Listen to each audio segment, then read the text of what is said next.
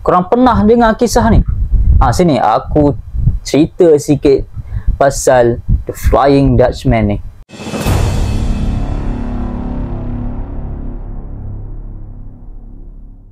(1641) Hindia Belanda, di pesisiran Tanjung Harapan, seorang kapten kapal dia arahkan anak-anak kapal dia untuk mempercepatkan kerja.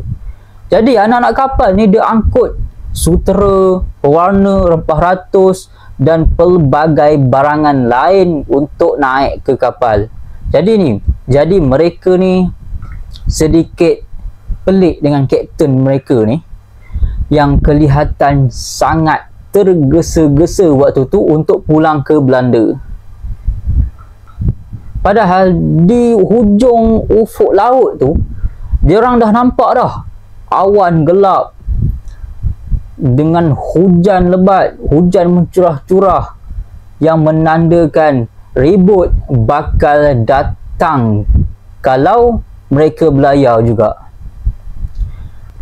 Ada seorang anak kapal ni, dia cakap dekat kapten, "Kapten, kita tunggu dululah. Kita tangguh dulu pelayaran ni. Tunggu hujan reda, baru kita belayar. Laut ni memang tak bersahabat dengan kita, kapten." Tapi kapten tu memandang tajam je dekat anak kapal dia ni. Mengarut. Jom cepat kita bawa pulang rempah ratus ni ke Belanda, balas sang kapten ni kepada anak kapal.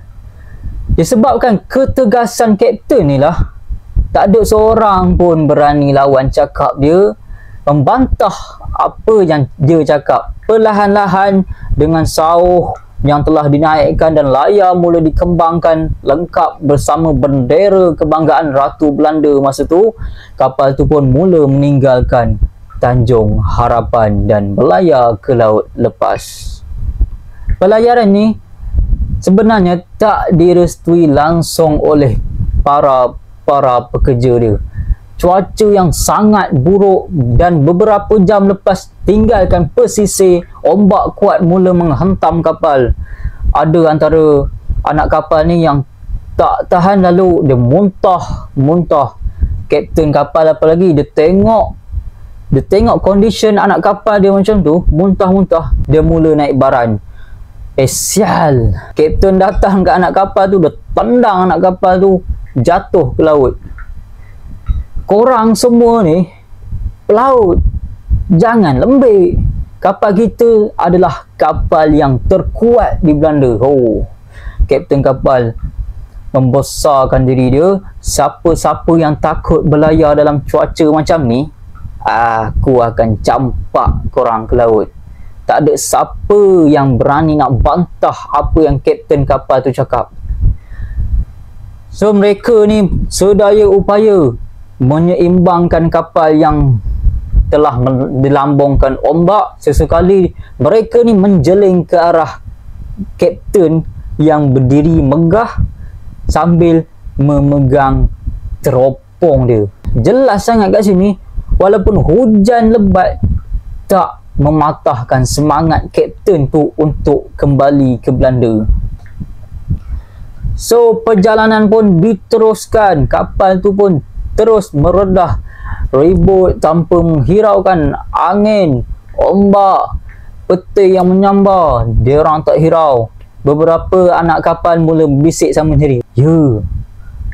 Mereka fikir kapten mereka dah gila. Tak pernah ada kapal yang selamat daripada ribut yang besar macam ni.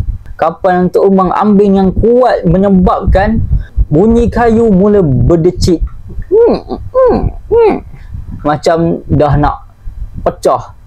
Ada anak kapal tu, dia pegang tapi tergelincir dan jatuh terus ke dalam laut. Jadi pegawai kapal ni, dia cepat-cepat dia laporkan kat kapten dia. "Kapten, ramai dah orang kita jatuh ke laut. Kita kena selamatkan mereka, kapten." Kapten cakap, biar dia orang. Jadi pegawai tu, dah kenapa kapten aku ni? Dah orang-orang dia jatuh, takkan dia tak nak selamatkan? Kapten tu cakap, mereka ni jatuh sebab lemah sangat. Biarkan je. Kita teruskan pelajaran kita dan kita terus menuju ke Belanda. Kapten memang dia punya gah, tak tahu nak cakap. Tetapi kapten, teruskan je lah aku cakap. Pegawai tu terus diam.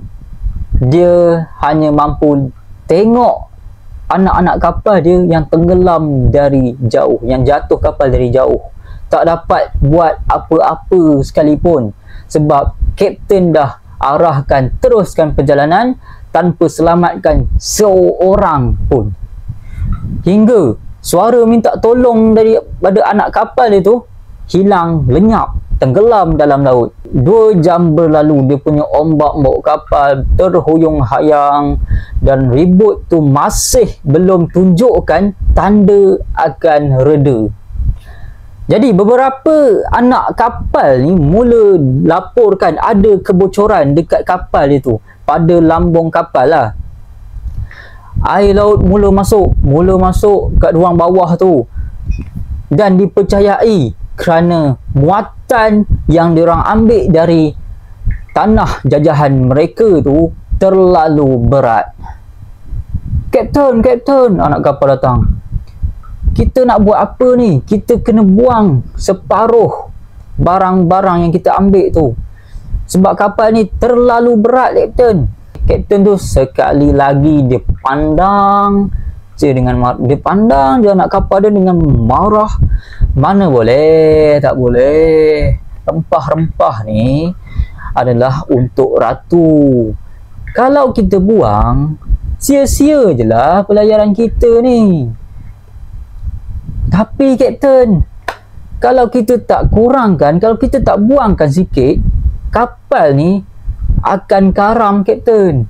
Jadi sia-sialah juga pelajaran kita ni, kapten. Kapten tu diam dan fikir. Kapten tu bangun, terus masuk ke dalam kapal dan diikuti oleh pegawai tadilah. Dia ikut. Jadi mereka ni menuju ke gudang penyimpanan rempah ratus tu. So memang betul, air dah mula naik, air dah mula memasuki ruangan bawah tu. Dengan wajah yang marah, yang bengis, kapten keluar dari gudang. Dan di sinilah keadaan menjadi ngeri kepada pegawai bawahan kapten tu. Dia ikut kapten dia dari belakang dan dia saksikan sendiri kapten dia mula menembak 15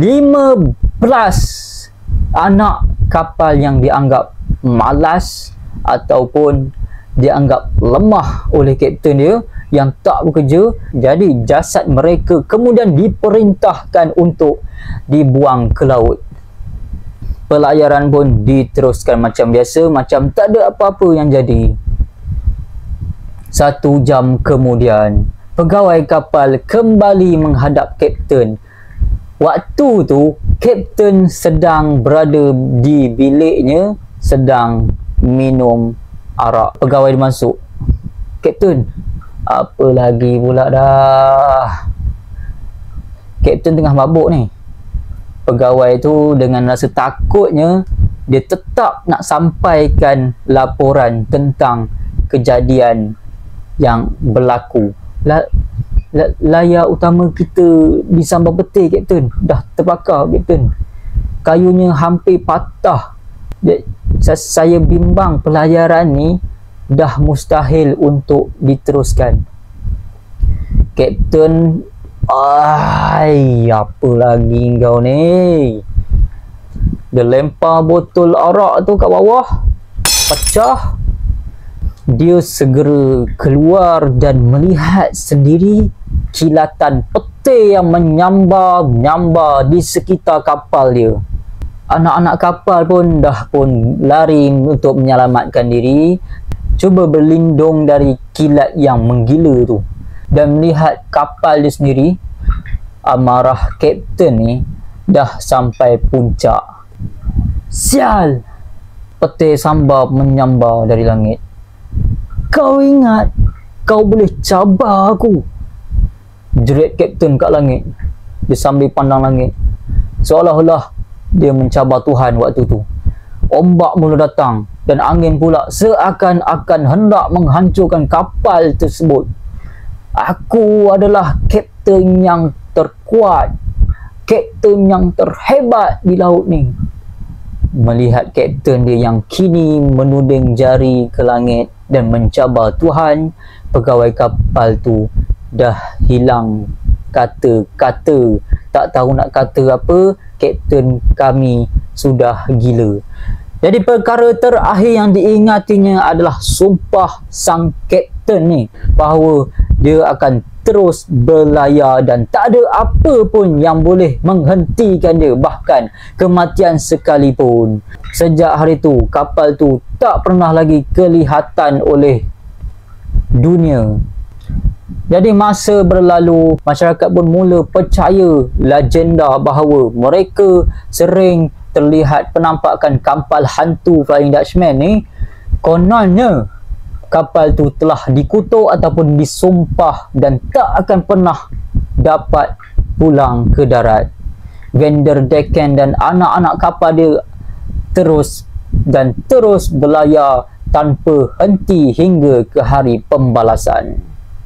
Ramai orang cakap dulu dia orang nampak dekat Laut Selat Melaka tu, sebab tu kan jalan perdagangan. Jadi Flying Dutchman ni dia tersekat dekat situ dan orang-orang yang lalu dekat situ untuk berdagang akan nampak kapal Flying Dutchman. Alright. Okey, siapa-siapa yang suka dengan kisah-kisah sejarah ni, kisah-kisah misteri macam ni, ataupun seram, ataupun crime, kisah-kisah benar, boleh follow aku. Aku harap korang janganlah ikut cara Flying Dutchman yang suka, yang tak sok sangat dengan laut dan suka gahkan diri dan mencabar Tuhan. Okey, itu je. Assalamualaikum. Aku gerak dulu.